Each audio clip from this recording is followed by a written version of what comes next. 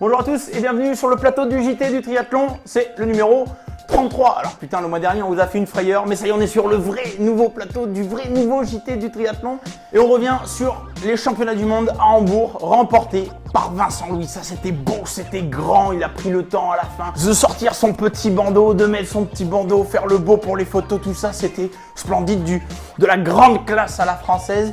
Troisième, Léo Bergère, avec un petit portugais à intercaler, Vasco Vilaca qui vient du coup qui vient foirer le doublé. Et puis quand même Dorian Coninx également dans le top 10 à la 6e place, Simon vient 23e, Pierre Lecor malheureusement dehors du top 30 à la 32e place. A noter la grosse défaillance de Mario Mola qui termine 46e de l'épreuve, lui du coup qui avait remporté cette épreuve l'année dernière. Champion du monde! Alors du coup cette épidémie a permis de se rappeler à quel point c'était stylé d'avoir un vrai championnat, une course d'un jour et pas des WTS qui du coup sont un classement récapitulatif de l'année, qu'on appelle normalement une Coupe du Monde. Donc du coup ça a permis à Léo Bergère de terminer 3e, de créer la surprise. Ça a également permis à Vasco Vilaca de terminer 2e. C'est peut-être des noms qu'on n'aurait pas vus sur ce podium des championnats du monde. Chez les femmes, c'est la Britannique Taylor Brown qui remporte l'épreuve devant Flora Duffy. Et en 3e position, c'est l'Allemande Laura Lindermann qui vient compléter ce podium. Alors du coup, aucune Française n'entre dans le top 10 chez les femmes. Cassandre Beaugrand 11e, Léonie Perriot 12e. Mais on se console quand même avec le relais mixte puisque du coup, on est champion du monde. Bon, on est deck parce que normalement, ça aurait dû être les Jeux. Tout le monde était à son pic de forme. On a failli être champion olympique à ça, quoi. Et après, sur longue distance, sur courte distance, du nord au sud, à l'est, à l'ouest, il y avait des courses de partout. Les préfectures, les départements, le gouvernement, les maires, tout ça, tout le monde ont levé un petit peu le haut là sur les épreuves sportives. Et donc, du coup, avait lieu l'Ironman 70.3 des Sables d'Olonne. Alors, c'était la première épreuve Ironman post-Covid, mais surtout, c'était une des épreuves les plus relevées du monde avec une startlist pro, que ce soit chez les hommes ou chez les femmes, qui était réellement impressionnante. Et par contre, 80% des inscrits en groupe d'âge étaient des Français. Pour les 20% restants, c'était des Espagnols, des Belges, des Luxembourgeois, des Allemands, mais bon, c'était des pays limitrophes, quoi. Du coup, chez les hommes, on a un croustillant top 5 avec Rudy Von Berg qui s'impose devant Anthony Kost et Peter Emmerich, médaille en chocolat malheureusement pour Ivan Jaric qui a connu une prépa un petit peu particulière. À la 5e place, c'est le redoutable Arnaud Guillou. Un autre Français entre dans le top 10, c'est Antoine Méchin. On a également un Belge francophile licencié en France, c'est Fred Van Lierde, le néo-retraité qui termine 9e de cette épreuve. Chez les femmes, coup d'exploit, là encore Cocorico les gars. Coup d'exploit de Justine Mathieu. Elle gagne l'épreuve devant Alexandra Tondeur, elle qui reprend le triathlon depuis seulement 4 ans. Quelle progression fulgurante, c'est impressionnant. Et on rappelle qu'en plus de ça, c'est une des seules athlètes du circuit Ironman à pouvoir enquiller après la course 3 pintes de bière, et ça, c'est du très haut niveau. Et la semaine d'après avait lieu le triathlon U de la Côte de Beauté. Cher à notre Steph Garcia. Anne Hogg, elle a littéralement dominé la course femme. On reviendra sur ses impressions d'après-course juste après. Et Clément Mignon d'Aix-en-Provence s'impose devant Ron Stadler et Méchin. Juste la semaine d'après avait lieu le Ventoux-Man. C'était une épreuve un petit peu particulière parce que la natation avait lieu en même temps que le vélo. Ou le vélo en même temps que la natation. Enfin, c'est selon.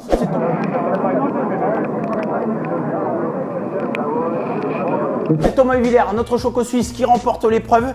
Inès van der Liden remporte l'épreuve chez les femmes. Une épreuve femme qui a été longuement menée par Jeanne Collonges, mais elle a préféré se préserver du froid pour les championnats de France qui avaient lieu la semaine d'après. Donc justement, le championnat de France qui avait lieu la semaine d'après était l'un des championnats de France les plus relevés de ces dernières années. On regrette juste l'absence de Manon Jeunet ou de Charlotte Morel qui aurait permis d'avoir un plateau d'élite française le plus complet possible. Chez les hommes, c'est Mathis Margillier qui gagne l'épreuve. Comme il était vénère de ne pas avoir couru en Ardèche cet été, là du coup il s'est un petit peu rattrapé et puis du coup il va courir en bleu, blanc, rouge toute l'année prochaine. Et la semaine d'après, enfin non, c'est la même semaine, mais bon c'est pas grave, c'est pareil, il y avait le championnat de France courte distance. Alerte enlèvement. Ceci est une alerte enlèvement du ministère du Triathlon. Vincent Louis, 1m77 pour 65 kg a disparu. Il se déplace généralement en Specialized avec des Nike aux pieds. Il aurait été aperçu avec une canette de Red Bull à la main. Nous ne l'avons pas vu au championnat de France. Si vous le voyez, surtout, n'intervenez pas seul. Prévenez les forces spéciales de la chaîne du triathlon. Nous répétons, nous ne l'avons pas vu au championnat de France de triathlon. N'intervenez pas seul. Donc comme il n'y a pas Vincent, c'est le 3e mondial. Si tu n'as pas vu qui c'était le 3e mondial, je t'invite à regarder la vidéo depuis le début. Bonjour à tous et bienvenue sur le plateau du JT du triathlon. C'est Léo Bergère qui est champion de France. Et chez les femmes, c'est Léonie Perriot qui remporte l'épreuve. Ah, et n'oublions pas de parler du podium Senior 3. Hein, c'est l'un des plus réputés podiums. C'est l'un des plus suivis également. Aurélien Raphaël, le champion de France 2020, Senior 3 en triathlon. Et à la 2e place, on retrouve l'ancien champion du monde par procuration 2019. Il avait également été qualifié par procuration à Hawaï. C'est Julien Pousson. Mais c'est surtout l'animateur du futur jeu de la chaîne du triathlon, le Tri-Show. Le seul jeu où l'on teste les triathlètes pros et amateurs sur leur culture générale. Ah oui, et au fait, la semaine d'avant celle-là, il y avait la Coupe du Monde à Carlo Vivar. Oula, je crois pas. Ah si, c'est ça, putain. Oh le nom. Mot contre triplo scrap. Et Vincent Luis, quand même, il se réimpose une nouvelle fois devant le Portugais Vasco Vilacar. Et chez les femmes, par contre, les rôles se sont inversés. Floria Duffy remporte l'épreuve et Taylor Brown termine 2e. Sauf que la semaine d'avant, il y avait le Grand Prix de Quiberon. Mais pendant le Grand Prix de Quiberon, c'est Angelica Olmo et Javier Gomez qui se sont imposés. Mais surtout, en parallèle de cette épreuve, c'est-à-dire absolument le même jour, il y avait les championnats de France de paratriathlon. Vienno, Rigaudot, Saboureau, Marc, Anquecan, Bourseau, Graminski, le duo Courrier-Bousserez, Francis et Pavisa, donc sont champions de France. D'ailleurs, j'en profite pour dire à la présidente Marisol, qui nous gère notre fédération internationale, que si jamais elle veut démocratiser le paratriathlon, il serait peut-être judicieux de changer les noms. Parce que PT1, PT2, PT3, PT5, PTH, PTV, PT8, PT9, ça n'a jamais parlé à personne. Dire que quelqu'un est handicapé, c'est pas une insulte. Faut appeler un chat, pas un CH0.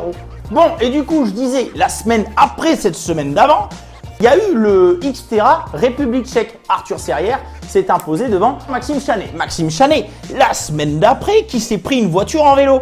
Il a morflé grave, il a fini, le vélo complètement mort, lui assez en mauvais état, mais qu'on se rassure, pas de vertèbre, pas de cervicale, rien. Pourtant, la voiture, elle lui a coupé la route comme ça.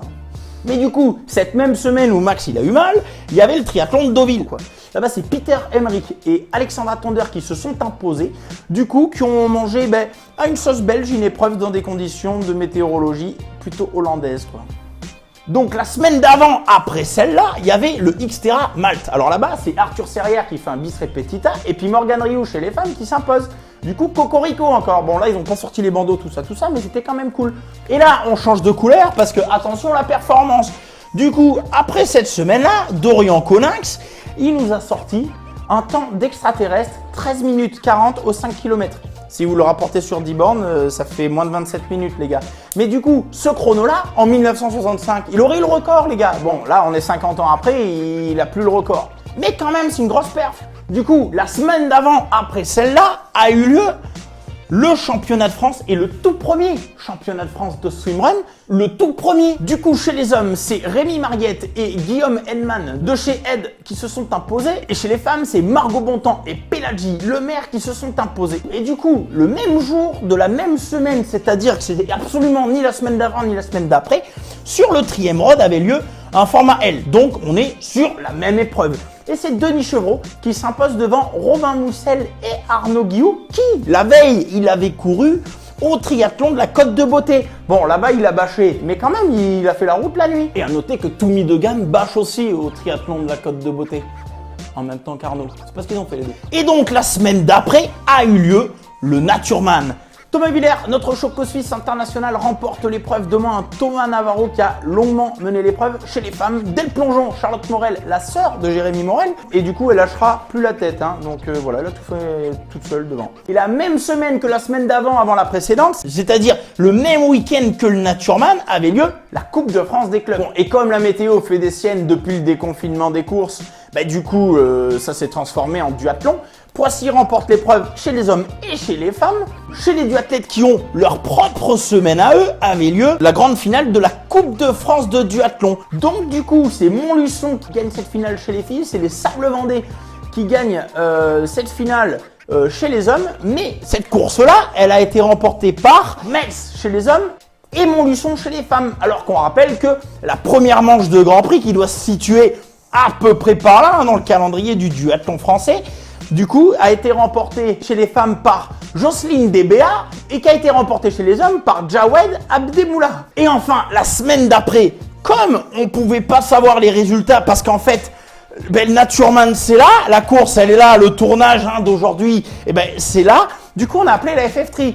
On leur a dit, les gars, vous n'allez pas organiser une course, on peut pas parler du résultat. Merci de l'annuler. Et donc, c'est chose faite puisque la FF3 annule tout simplement les championnats de France de duathlon. Et alors, qui est champion? Bon, sauf pour les jeunes, ce sera le 8 novembre.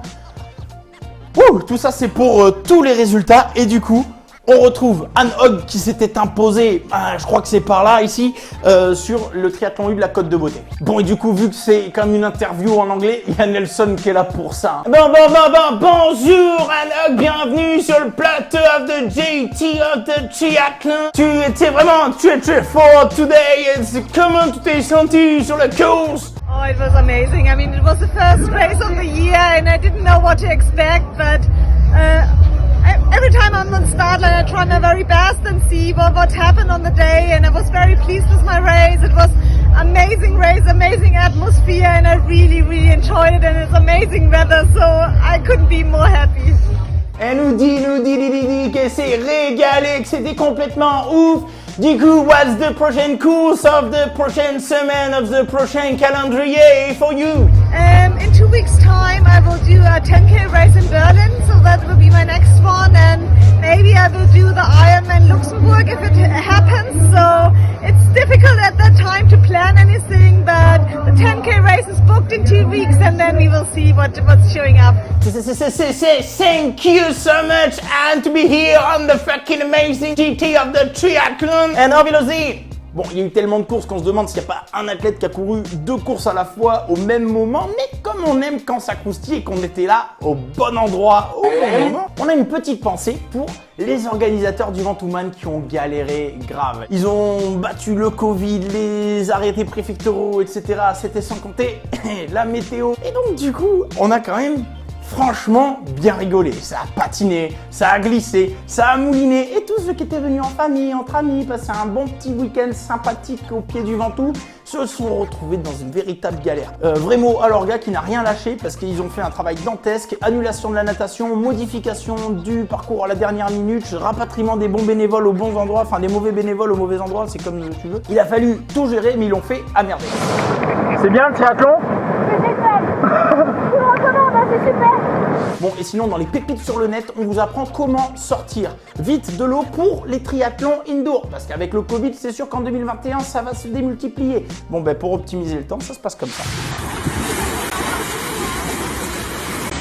Mais surtout, on a retrouvé Aurélien Raphaël qui fête dignement son titre de champion de France Senior 3 en discothèque. Et ça se passe comme ça.